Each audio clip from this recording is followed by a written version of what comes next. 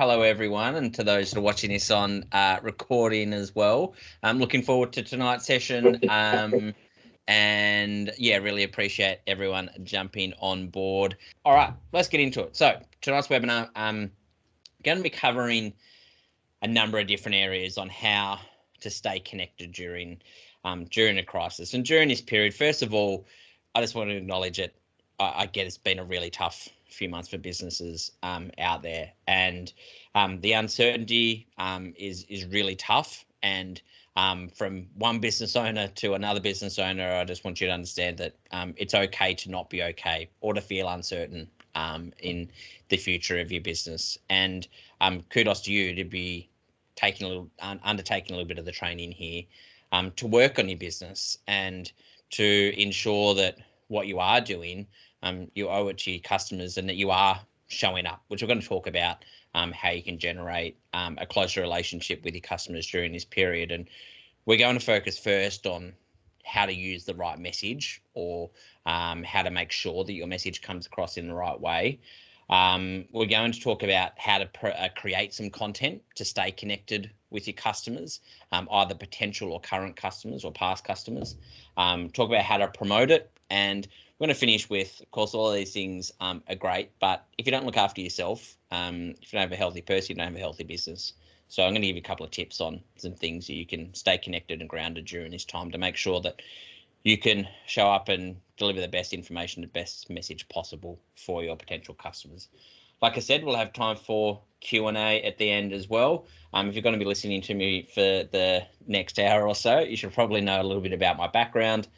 So I've been, my business, Organic Digital, focuses mainly on Facebook and Instagram advertising over the duration of the last 4 years.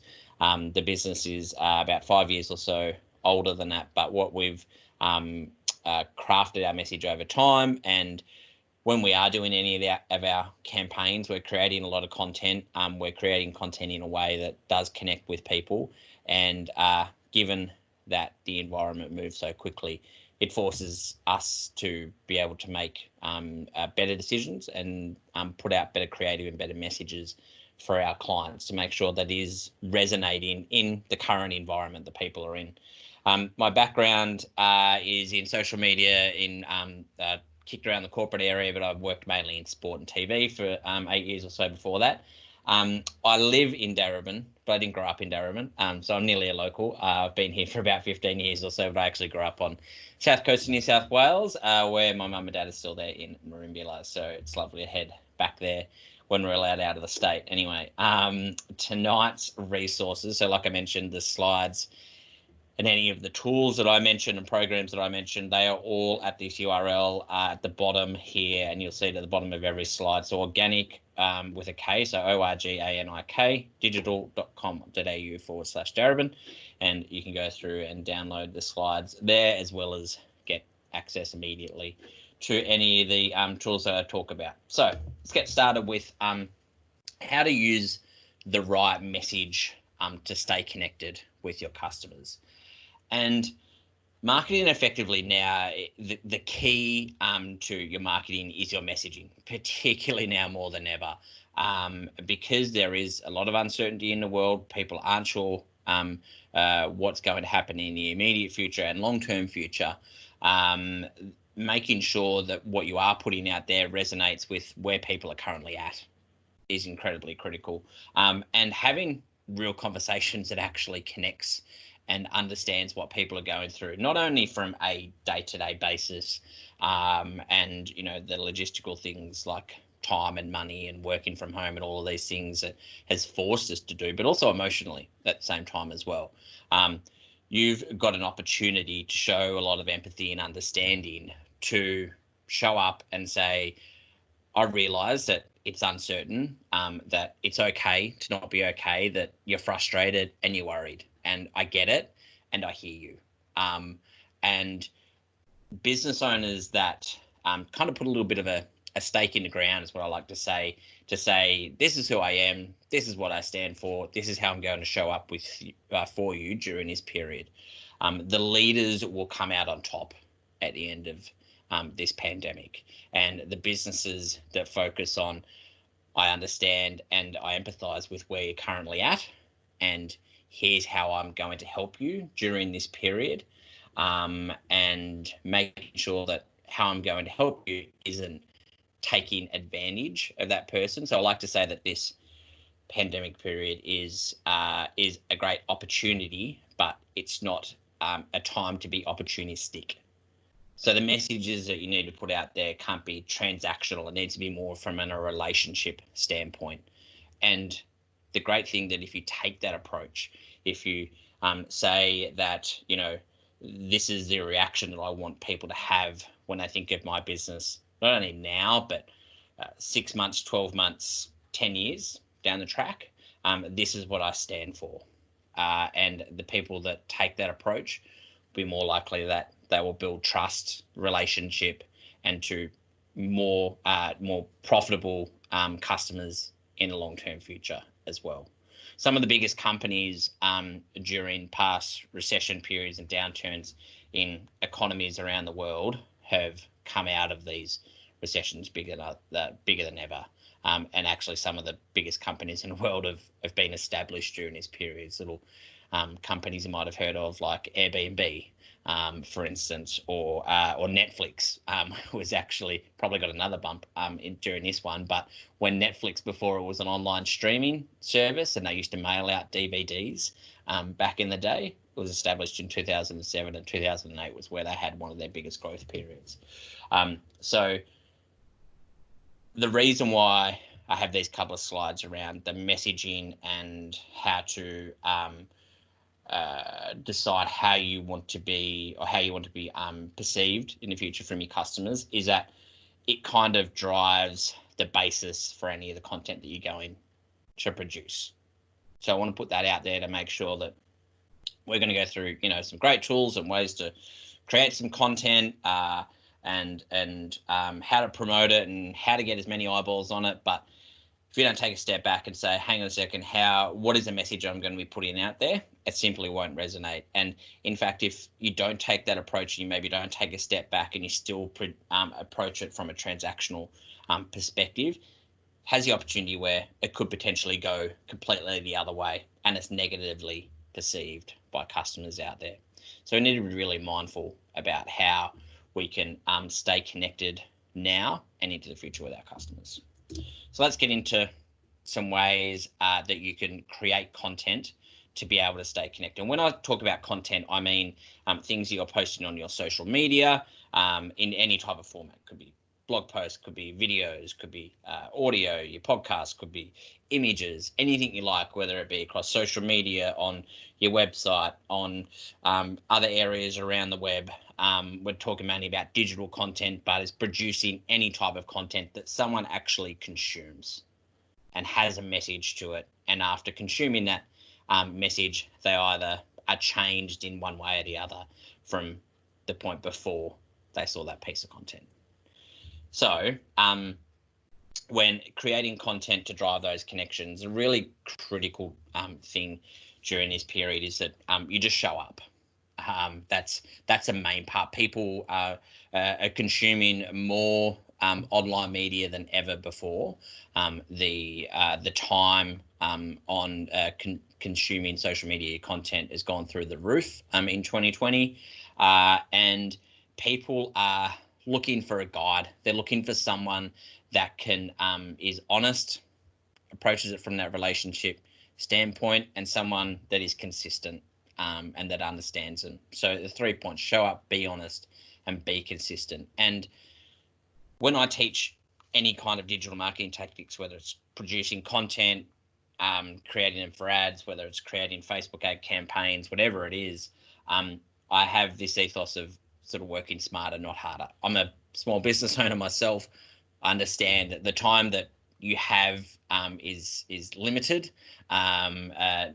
let alone mentioning the budget word as well, that if you're going to producing content, you owe it to yourself to do it as efficiently as possible, but also making sure that when you do put in that work, it has the opportunity to be seen by as many people as possible. So when I talk about how we come up with what type of content we're going to create or what message we want to put out there, I use the PAS formula. So the problem, agitation, solution. And you can use this formula for any type of piece of content. You can use it for any of your customer avatars. I'm trying to get that out. Any different types of customers that you've got, any different products that you've got as well, using this formula over and over to be able to go, all right, what's the main problem or the need that they're facing right now? Where are they currently at? And how can I show that I understand what they're going through? And then what is the solution that I provide to that? So, for example, if let's say, for instance, I'm going to pick on Marisa, that owns a yoga studio, a fitness studio in Thornbury. And if I was to use this at the moment, the problem that people are having at the moment, obviously they're locked indoors, so they're still looking for a fitness solution. So they're looking for something that they can obviously do from home. The agitation area is where Marisa would show that we understand what you're currently going through and what solution you're looking for.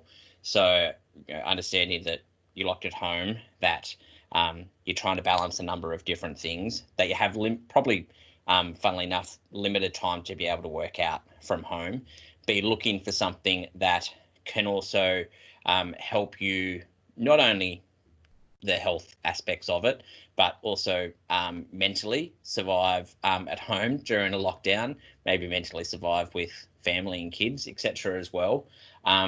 Understanding that they still want the feeling that they get from walking into a studio and doing that fitness class and walking out, and that feeling they get after, but trying to get the same thing from home. So the solution would be a specific fitness class around those needs. Whether it be a morning class that gets their day started, whether it be a class that's more specific around, for people that are suffering sore backs. So I woke up with a sore neck this morning. I think because of my setup at home office yesterday, I decided to move from the office and work a little bit from the couch. And I think that's probably why I've woken up with something like that. So doing a class that can work on sore backs or sore shoulders, for instance. These type of solutions, talking specifically to what people are actually looking for, and more deeply what they're looking for as well. Sure, the end goal of what I'd like to do in coming along to a fitness class is look better, lose some weight, and feel better. That's the end goal, but we can't have with every single aspect of that. There are little bits and pieces of the puzzle that you can help people get to that next step. If I want to lose weight, become fitter, and become healthier, fitness classes are just part of it. I've got to focus on my diet. I've got to focus on, my work-life balance as well. Now, fitness studio can't necessarily help directly with that. So what is the one problem or solution that you can help with now? And then using that formula to go through to produce those different pieces of content. So when I talk about the best way to produce pieces of content that can talk directly and use that formula and really resonate with people, I really encourage you to capitalize on the access to video out there.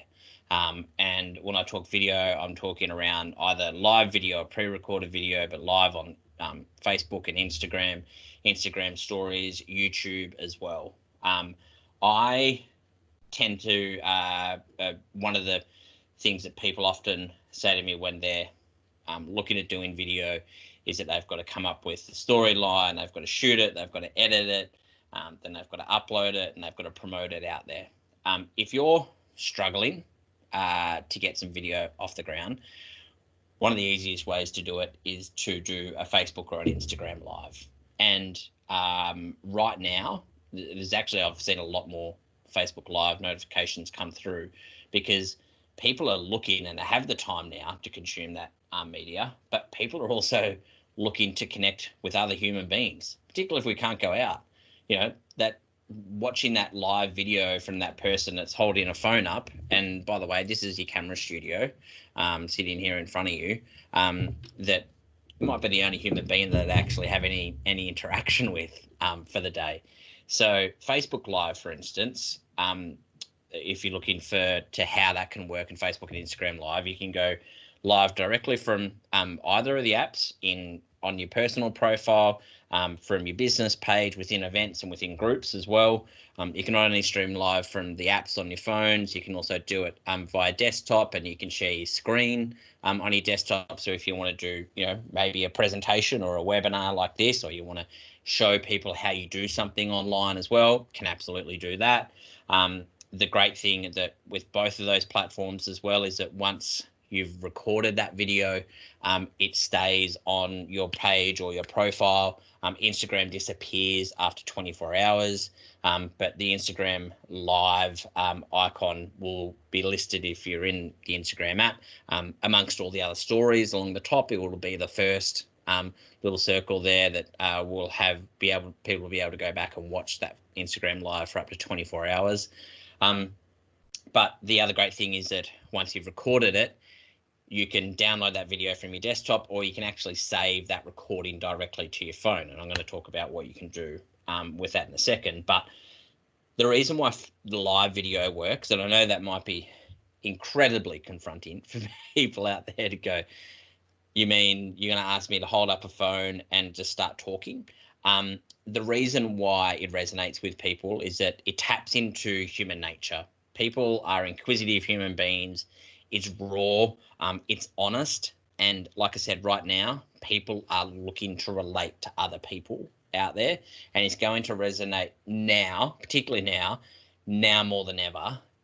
Live video will really create that deeper connection with your customers going forward, particularly if you do it more consistently as well.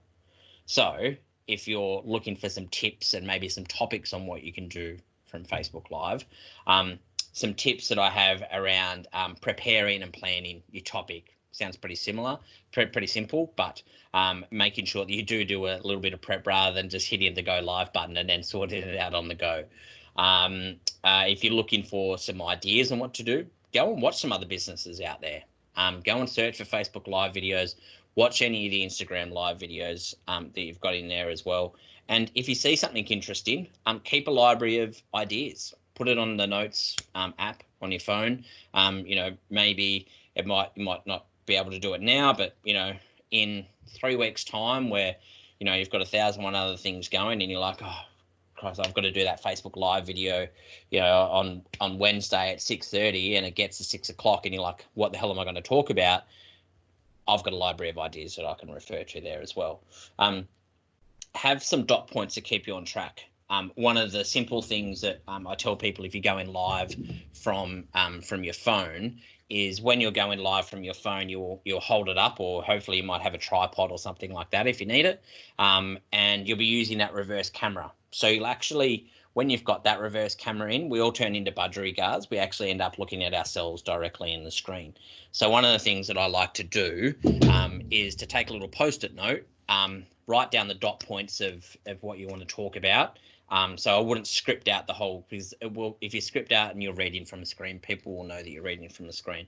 Write down the dot points that you want to cover, take that sticky note and just stick it to the screen of your phone. And then rather than you looking at yourself, your eyes will go up to actually look at the little camera icon. So you're actually connecting with the people at the other end, and you won't get distracted by yourself as well. And if you do lose your train of thought, you've got where you need to go to next in front of you as well. The easiest but the hardest part to do is to start, and probably the second hardest part is to stay consistent. But I really encourage you to at least give it a go to start off with. And look, when you first do your very first Facebook or Instagram Live, not too many people will show up, and that's okay. You can do practice runs if you like. And if you really hate it, if you think it's horrific, there's a little thing called the delete button that you can just tap it and it will remove that post. So it's not there for everyone. Different ideas that you can do and you can talk about when you're going through, depending on obviously your business and exactly what you do, but teaching or educating is probably one of the easiest ones to do when you're talking about how to do this, or educating them maybe about your product or your service as well. or things that they need to look for when they are looking to use your service or your product. Cross-promoting other content as well. I'm going to go into a little bit of a formula we use when we create these different videos and how we try to amplify it. But, Facebook Live videos, when it comes to the algorithm in the Facebook newsfeed, which basically determines what appears when and how many people see it. Facebook Live videos, Facebook know that more people watch Facebook Live videos, more people show up to them, and that they watch them for longer, which then increases the chances that they're going to see an advertisement. Facebook love Facebook Live videos, so they're going to show them higher in the newsfeed and to more people.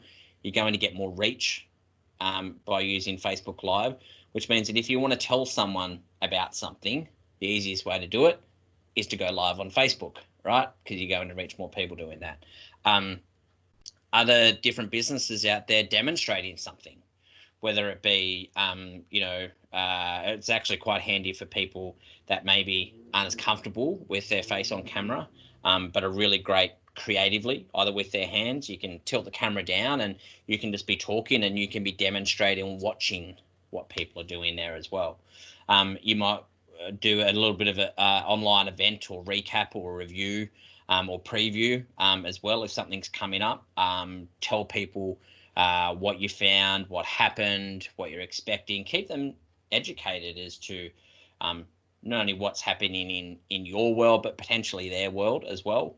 With Instagram, you can do interviews on Instagram Live. So when someone joins your live stream, I think you can actually do it on the Facebook as well, but you can invite them to be on the Instagram Live as well. So because you can only go live from the Instagram app and it's in the vertical format, basically it'll split the Instagram Live into two people, and you can go live and you can chat to one another and people can see that conversation happening as well. It's really interesting. I know some big accounts out there, and it's a great way to be able to chat to thought leaders or to people in your industry as well that your potential guests would want to hear from. Speaking of guests, you can also, if you want to, obviously if you feel comfortable with it, hand over control of your accounts and get them to do some live video and talk about what a day in the life of them looks like. And the great thing is if you've got relationships out there with people, particularly with people that have either larger followings, if they're going to be going live, you can be almost guaranteed they're going to tell their customer or their followers over on their own account, hey, I'm going to be over here, I'm going to be doing videos and a day in the life type thing. Jump over to that account and follow it. It's a great way to get a little bit of a bump as well, and some more in front of some more people that are your potential customers as well. The last one that I recommend is what we call an Ask Me Anything, and this can go a sort of either way, but you can tell people, I'm going to be online at 6:30 on Wednesday night on Facebook Live. Jump on and you can ask me anything. Now, it can go either way by being able to make sure that the questions that you get are worthwhile, but it can go the other way where you don't get any questions at all. So I recommend just having a couple of questions up your sleeve that you can say, Marissa from Thornbury happened to ask about this, and Stephanie from Preston happened to say something about this. Have something, and again, preparing your topic, right? So whether it be live video or not, I think it's one of the best ways to be able to do it. But now that you have your piece of content, let's say you do go live, whether it be for 2 minutes, 5 minutes, 15 minutes, however long it takes to tell your story is how long you need to go live for. You need to be able to promote it, and you need to be able to get as many eyeballs on it as possible, and spread that as far as possible.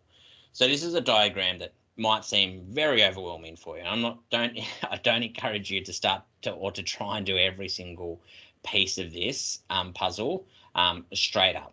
You might start with a couple of them and then gradually build a bit of a process. But we've done it for clients where when they do a Facebook Live video, and they might have put a bit of work into it, then what we do is we grab that video and we repurpose it as many different ways as we can and promote it in as many different mediums as we can. So for instance, you shoot that video, you have the raw video file. Again, you can download it from your desktop or on the mobile app.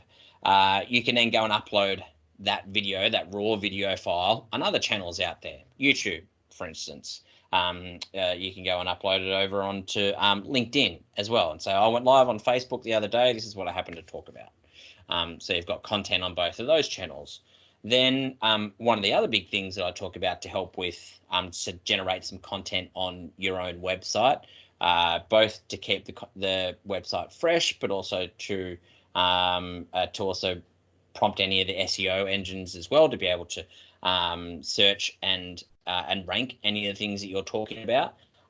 Creating a blog post with that video. So depending on the video that you recorded or the topic or how you went about it, for instance, some of the videos that I've done are more educational based. I talk about tactics and tips and strategies around Facebook and Instagram advertising. So it's generally me just talking.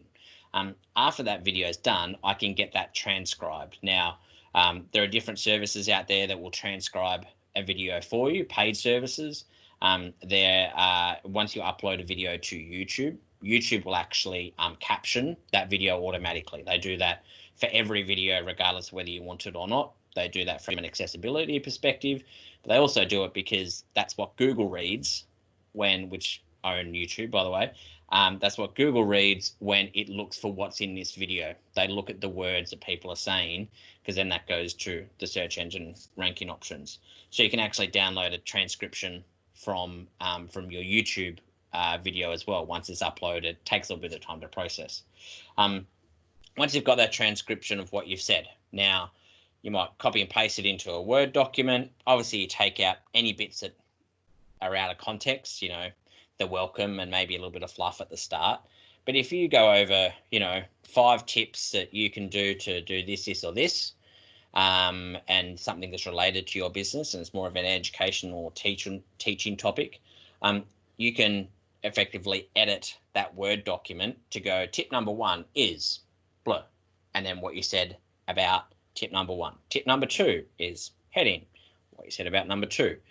So you can edit that. And the great thing about when you're talking about the topic is in verbally saying it, you're actually saying it in a way that is that people actually use in their search terms.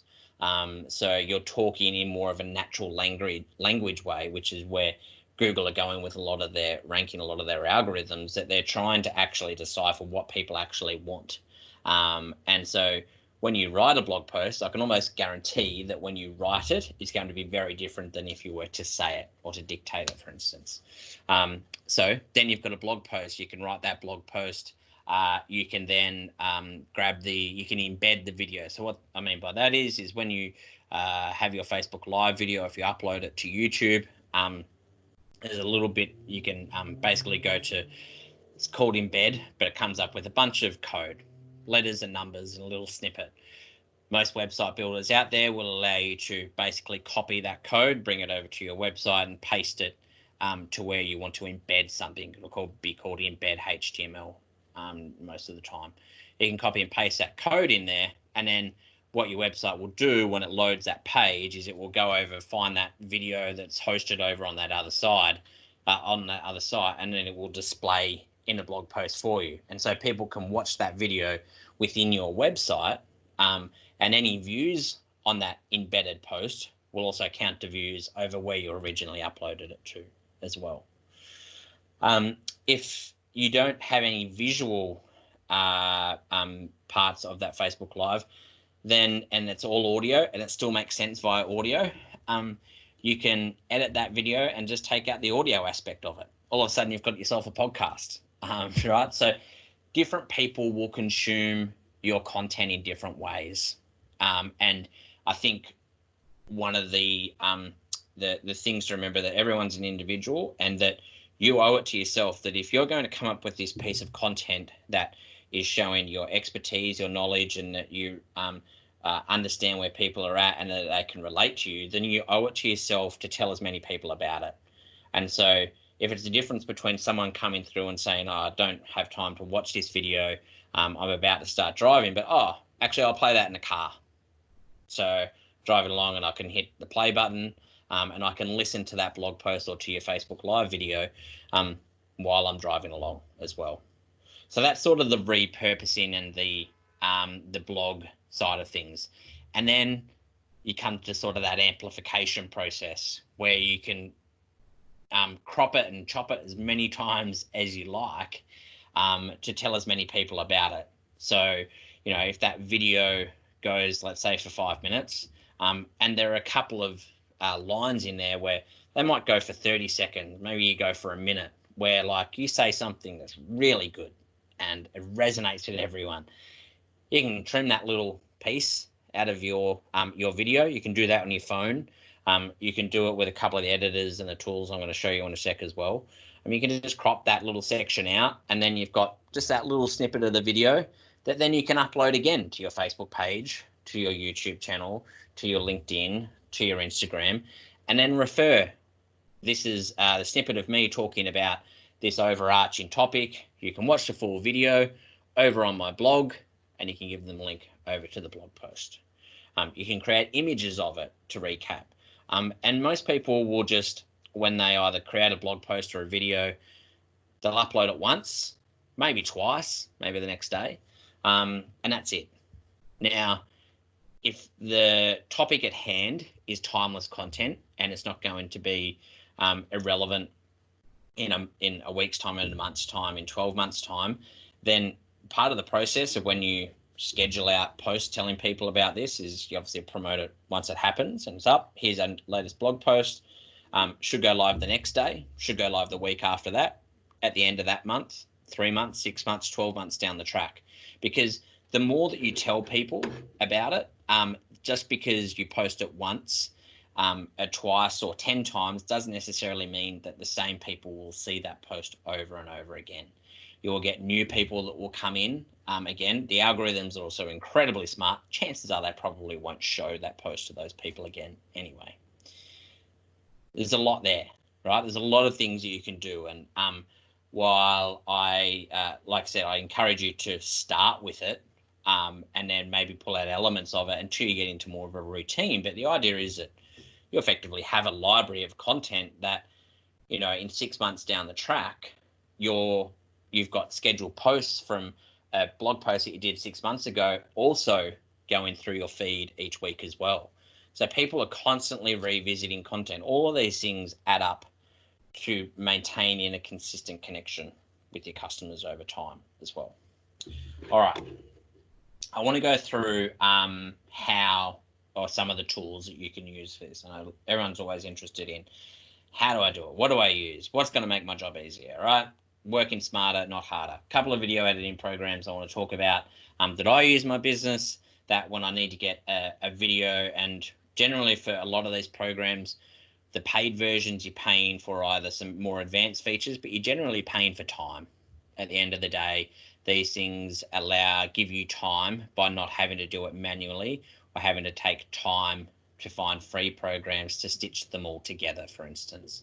So two of my favorite video editing programs are both Lumen 5, Lumen 5. And by the way, all the links to these programs are at the URL at the bottom of the slide, and Wave Video. Both of these kind of video editing programs have their own, you know, little bits that people find easier than others. I'm going to show, does this, yeah, this should work now. So this was a video that I did, not sure whether that will turn it down, but this was a video that I did a few weeks ago when the new restrictions came out, obviously before they were locked down again, but everyone in Victoria has to register their details when they go through to when they attend a cafe. I came up with a program to allow them to do that within Facebook Messenger. So I use this video, and all this is it's the combo that you've probably seen before on Facebook and Instagram, where it just uses images or video and text over the top to tell a bit of a story. And they're really simple. They use a number of different things in video editing to be able to maintain people's attention, but Also, they're really easy to be able to consume. And if you can make it as easy as possible, people's brains will always choose that option. So Lumen 5 and Wave Video help you do this. Now, as far as how it can relate to the potential Facebook Live or Instagram Live video that you can do, you can upload your own video and images in the background.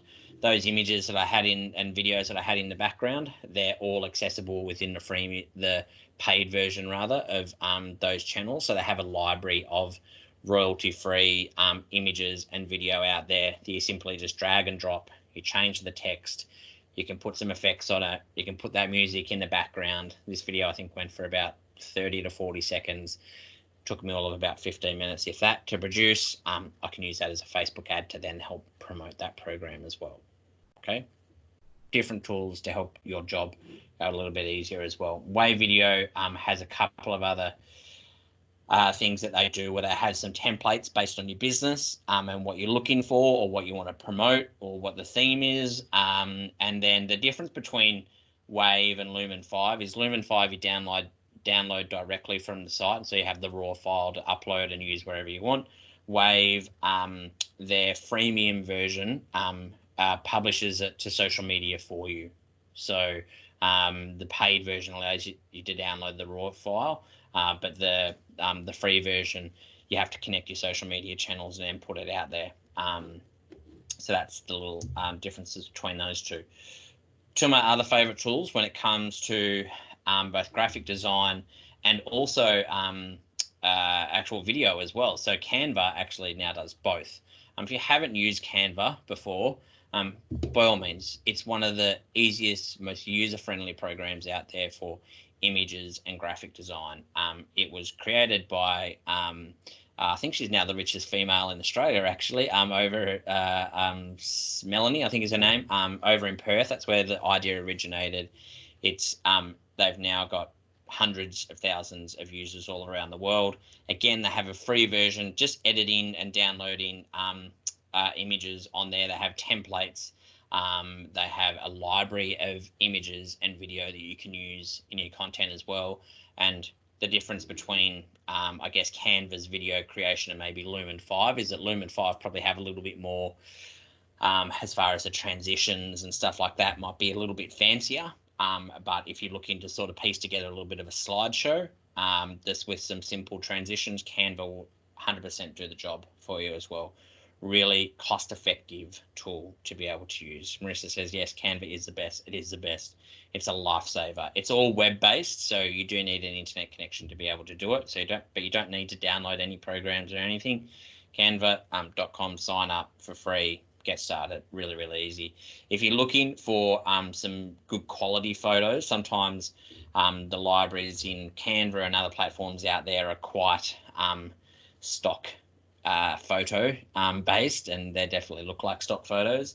Unsplash is a site that allows you to use millions of different photographers around the world have uploaded their images from around the world. You can punch in certain different search terms and it will spit out some different results for you. They're more probably art-based and a little bit cooler, I would say. I'm not sure if that's probably a descriptive term for them, but a little bit better quality images, I would say, than your stock image. So it's a different type of feel, and their search terms are really quite good as well. So you can generally find, hopefully, something that you're looking for in Unsplash as well.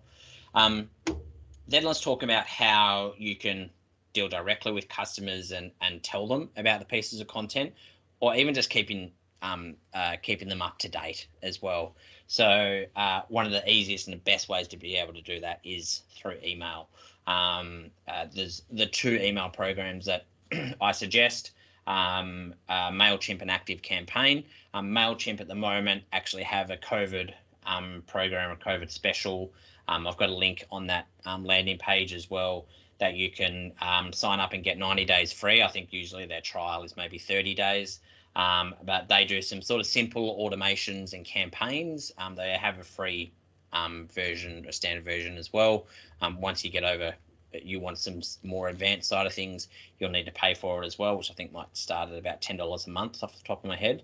And then ActiveCampaign is another one that has some more advanced features in there as well, around customer experience automation and making sure that people are getting the right information at the right time. So maybe not, maybe not something that you need to start off with. Kathy, you're talking about that you don't have quite have a business yet. MailChimp might be a solution for you to start off with, but as your business grows and as you want to make sure that you're delivering the right information at the right time to the right people, ActiveCampaign is certainly probably one of the more user-friendly ones out there as well. MailChimp, as an aside, talking about companies earlier that have grown during a recession, MailChimp in, I think, 2007 had about 85,000 customers, and they focused mainly on larger, big corporate clients.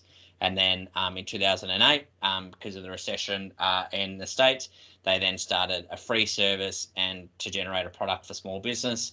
And I think they went from about 85,000, nearly 500,000 customers in the space of a couple of months. So again, reacting and pivoting their business to be able to provide a solution for what they're looking for. And then when you want to publish content out there and schedule content, a couple of solutions.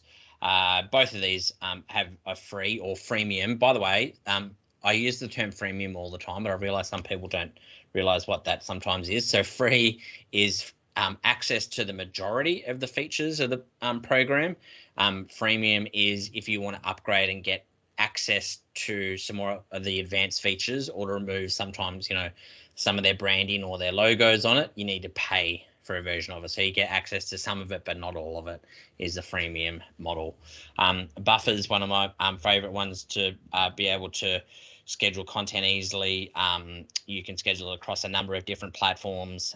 It's also got a little bit of AI driven intelligence in it as well, in that it will post or schedule your post at the right time based on looking at your data and when people are most likely to consume that post as well. And then you can schedule from your mobile on Buffer as well. The one that a lot of people don't know about from desktop, and particularly if you're looking to be able to schedule to Instagram off your desktop, is Facebook Creator Studio. It's completely free. They're trying to push all businesses to use it as well. If you Google Facebook Creator Studio, it'll go directly to find your page that you're an administrator of, and you can schedule content not only on Facebook but on Instagram as well. Particularly, because you don't need to pay for it, and because Facebook own Instagram as well, probably say that it might go a little bit better than some of those other paid platforms out there that allow you to schedule it as well. But if you're looking at doing a bulk amount of posts, or maybe you've clipped that Facebook Live video into 3 different little mini videos and you want to schedule them over the next few weeks, jump on your desktop. One of the easiest ways to be able to do it. Community management. So when I talk about community management, this is handling questions and inquiries from people, and the information out there. I've experienced this as a customer myself. Sometimes it's incredibly frustrating as a consumer when I'm trying to find the right information out there. And so the businesses that stand out are, again, the ones that are there for people, that understand what they're going through, but are also accessible. And these 2 mobile apps, depending on where your business is, you might be on some other channels in which you'll need to use those native apps, but I've suggested Facebook Business Pages app and the LinkedIn app as well. A lot of people use LinkedIn both personally or professionally, but as their personal profile. And I'm seeing a lot more content, a lot more engagement and comments going through that channel as well, and just people getting questions and be able to connect with other. Also, obviously, a great channel as an aside to connect with people that are going through the same thing in your industry as well. But the Facebook Pages app, just going back a step, is basically the way to manage your business presence across Facebook. So it doesn't have any of your personal Facebook on there, just has the pages that you manage. It will give you prompts when people message your page, when they comment. Also, if you get a message or a comment on Instagram as well, it also brings that into the inbox in the Facebook Pages app as well. So you can reply directly from there, and it gives you a little bit more information about those people to be able to reply appropriately.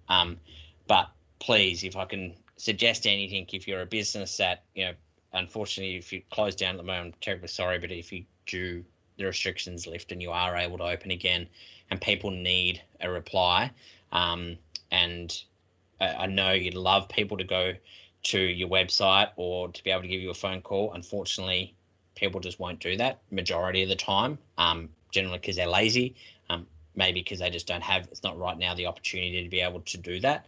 So people are using those inboxes now more than ever, and the more responsive you are means you won't potentially lose that customer down the track.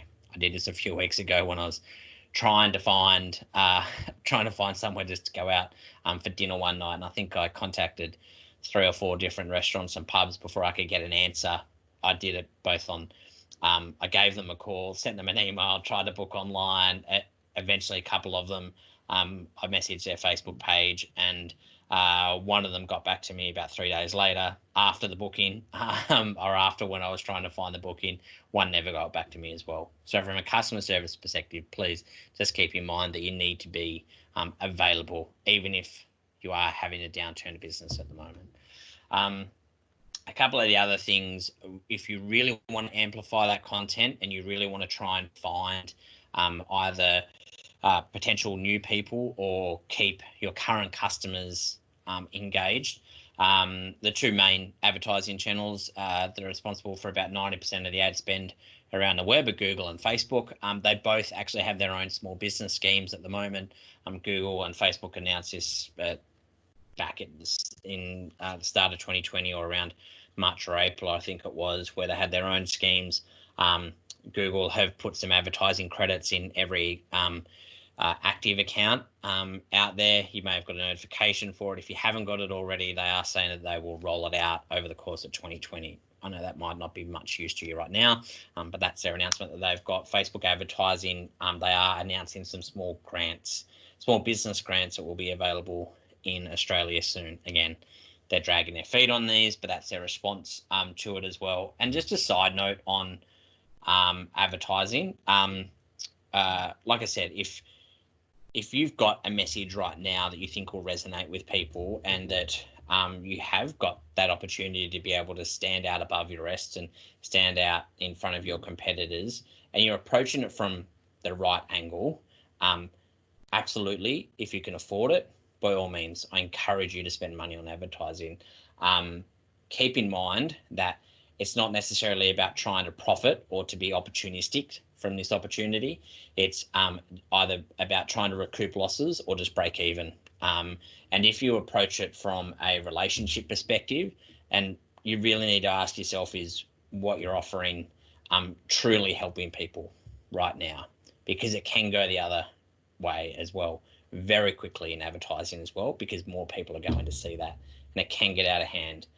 You need to be creative with your offer, whether it's applicable to people right now, whether you need to come up with a slightly varied version of your offer. The amount of businesses that I've seen come up with some incredible opportunities out there that have actually streamlined or created new elements of the business that they'd never thought about before, and it was just a matter of, I guess, being forced to do that, but now will become a permanent fixture of their business, is really inspiring and motivating. And I guess, can you ask yourself, is there something different that I can do, or different ways that I can be able to package my business that I can still give my current customers, but also maybe attract some new customers that are currently in the market and looking for that solution.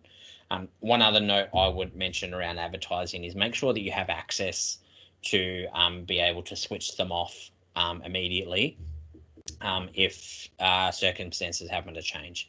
So if you've got someone managing your ads, either make sure they're contactable, or be able to, or they're using your advertising account that you can jump in and switch off any ads.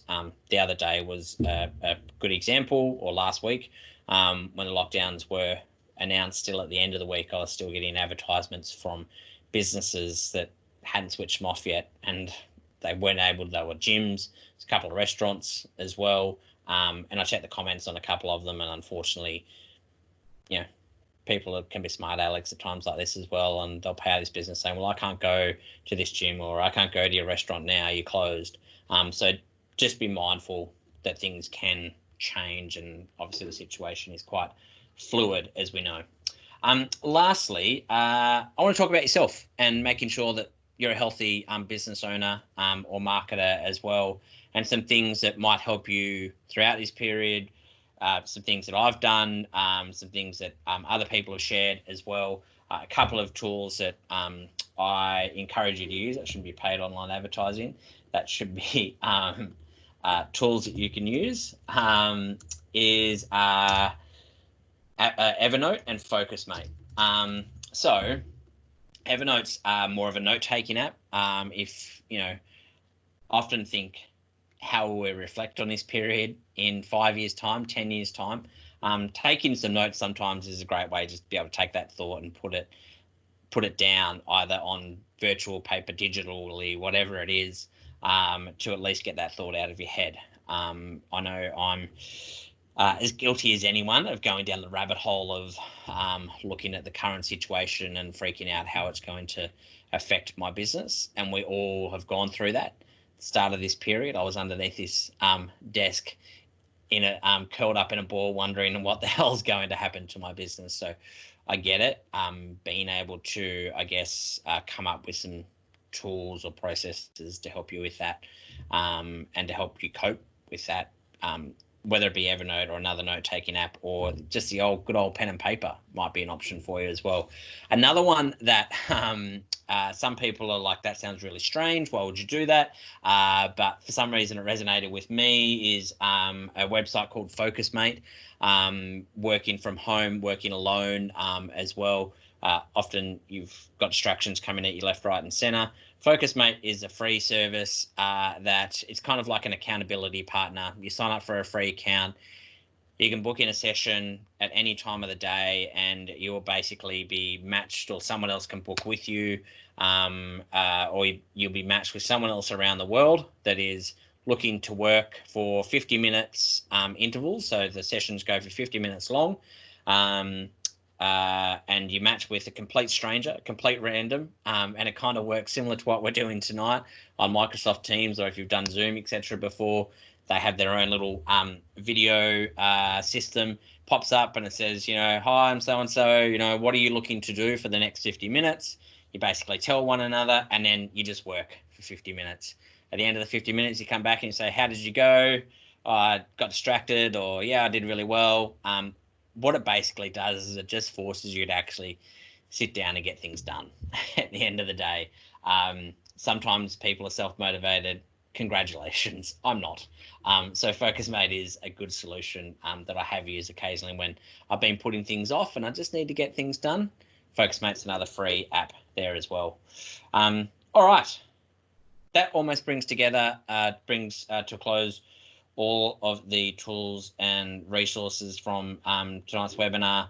Again, download today's slides and resources at organicdigital.com.au/Darebin. I had another page actually that I did at the start of the first lockdown as well, if you're looking for some marketing resources out there as well. As I mentioned before, the link /Darebin. This is the page you'll be taken through to where you can download the slides there as well.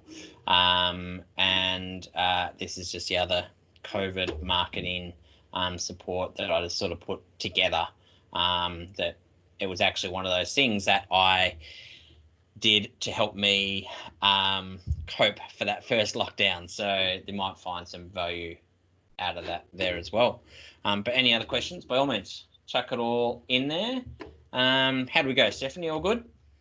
Thank you for the presentation. It was really informative. I think particularly a lot of all those tools that you said at the end, but there's a particular slide earlier on in the piece that really talked about how to repurpose all of your content, which is really valuable and will be really great for a lot of our businesses in being able to just have that support to think a little bit a bit outside what they're doing at the moment. So yeah, that was great. I guess if there are any other questions from the audience, feel free to put them in the chat section. Otherwise, we'll start to wrap it up. Coming along as well, and Alison's in there as well. Appreciate it. Yeah.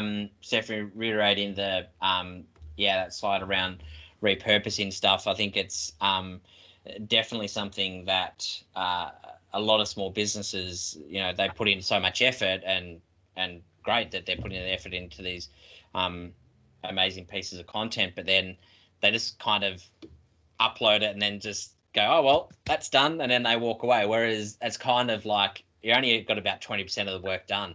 It's on you to then actually, and you owe it to yourself and to your customers to tell people about it as well. So. Well, and also too, I think within Darebin, our businesses vary in skill level as well too, in terms of digital and video. And this is a really great overview, and it's a lot of information. But I think that they can take out bits and pieces from this webinar and start to go through it small, and particularly with that slide that you've got up there, to have a look at what they can start to do and implement it themselves on their own time. So it's definitely. Great. Lovely. Cool.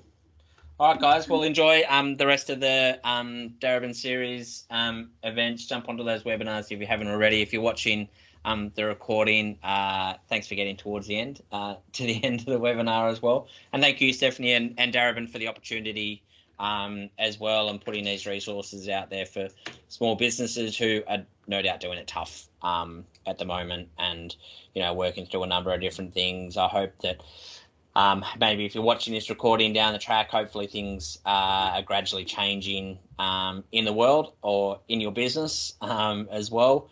And good luck for the future as well, and stay healthy. Yeah. Thank you very much, Dan. Pleasure. Thanks, guys.